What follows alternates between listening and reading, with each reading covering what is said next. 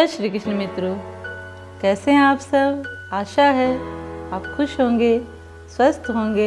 आज के समय में जिस बात पर हम लोग चर्चा करने जा रहे हैं वो है कि ऐसे हमारे जीवन में, लाइफ में, कि क्या बहुत ज़्यादा संघर्ष हो गया है, या बार बार क्रय विक्रय की समस्या आ रही है, या हमारी जितनी योग्यता है उतना हमें इनकम नहीं हो पा रहा है, या हम जिस लायक हैं उस पोस्ट पर, पद पर नहीं पहुंच पा रहे हैं, कर्जा बढ़ता जा रहा है। अगर व्यापारी वर्ग हैं, दुकानदार हैं तो सेल कम हो रही है, या जितना इनकम होना चाहिए उतना नहीं हो पा रहा है। और भी बहुत सी समस्याएं हैं कि व्यक्ति जितना अपनी इच्छा को रखे हुए है उतना उस योग्यता के अनुसार उस पद पर नहीं जा पा रहा है। संघर्ष बहुत ज़्यादा है, छोटी छोटी चीज़ों के लिए लोग तरस जा रहे हैं। तो ऐसा ये किस ग्रह के कारण हो रहा है?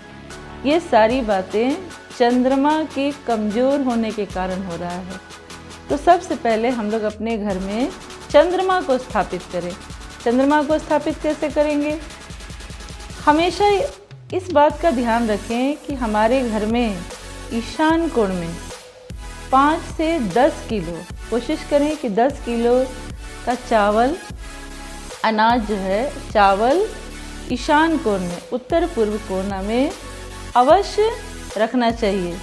इससे चंद्रमा को बल मिलना शुरू हो जाएगा। और चंद्रमा जब बलवान हो जाते हैं तो उनके कारक ग्रह हैं गुरु।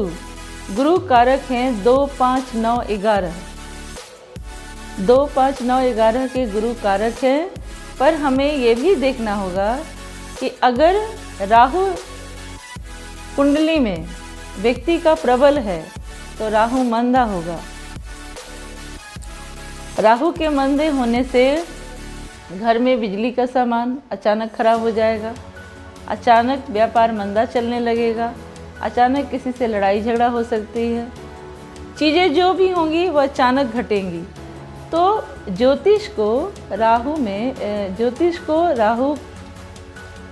में राहु को गजराज यानी हाथी माना जाता है। अगर हम इन सब बातों पर ध्यान देंगे तो कोशिश करें कि हम अपने घर में चांदी का हाथी बनवाएं जिसकी सूंड नीचे की तरफ हो, उठा हुआ ना हो, जिसकी सूंड नीचे की तरफ हो। और इससे जो राहु का जो प्रभाव है वो धीरे धीरे कम होने लगेगा। और चांदी क्यों? चांदी का हाथी क्यों? क्योंकि चांदी चंद्रमा है। और जो हाथी है, कहते हैं कि जहाँ हाथी होता है वहाँ की मिट्टी का दबाव, वजन ज़्यादा प्रभावशाली हो जाता है। यानी कि राहु उस घर की शक्ति को उतना प्रभावित नहीं करेगा और वो ज़्यादा परेशान नहीं करेगा। वहाँ पर गुरु प्रबल हो जाएंगे। अब गुरु को कैसे मजबूत करना है? मैंने अभी कहा कि कुंडली में 2, 5, 9, 11 ये धन के कारक हैं।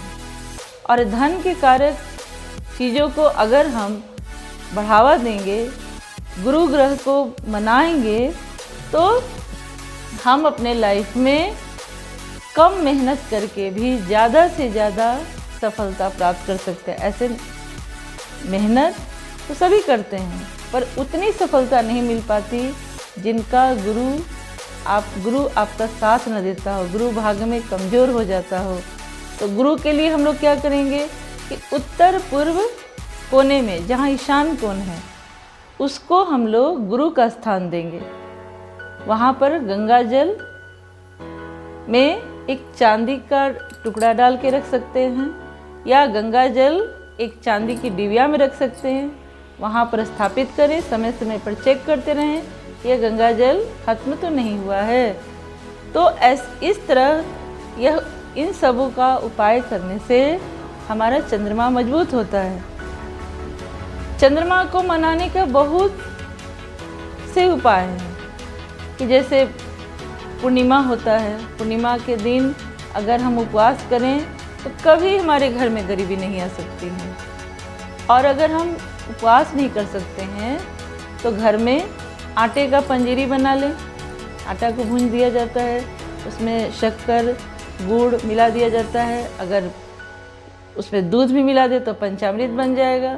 और उस पंचामृत को भगवान सत्यनारायण के सामने या जो भी ठाकुर जी हैं उनके सामने रख के धूप दीप जला दें, और आप स्वयं भी कथा करके प्रसाद को अर्पण कर सकते हैं। पूर्णिमा के दिन भगवान चंद्रमा को अवश्य उन्हें दूध और चावल से अर्घ्य देना चाहिए। देखिए, छोटे छोटे जो उपाय हैं हमारे जीवन में, वो हमारे जीवन को सुखी बनाते हैं और इनसे हमारे घर में बरकत भी बनी रहती है। और कभी हमारा जो राहु ग्रह है वो कभी परेशान नहीं कर पाता, चंद्रमा अच्छा फल देने लगता है। तो हमने आज जाना कि चंद्रमा को हम कैसे मजबूत करें और गुरु ग्रह को कैसे मजबूत करें। अगर हमने एक ग्रह को मजबूत कर लिया तो बाकी ग्रह सब अपने आप फल देना शुरू कर देते हैं। आप मेरे चैनल पर नए हैं तो आपका दिल से स्वागत है। आपको ये बातें अच्छी लगती हों तो आप लाइक करें, सब्सक्राइब करें और बेल आइकन को दबाना न भूलें, ताकि अगला वीडियो मेरा आप जैसे ही आए आप उसे देख सकें। जय श्री कृष्ण मित्रों।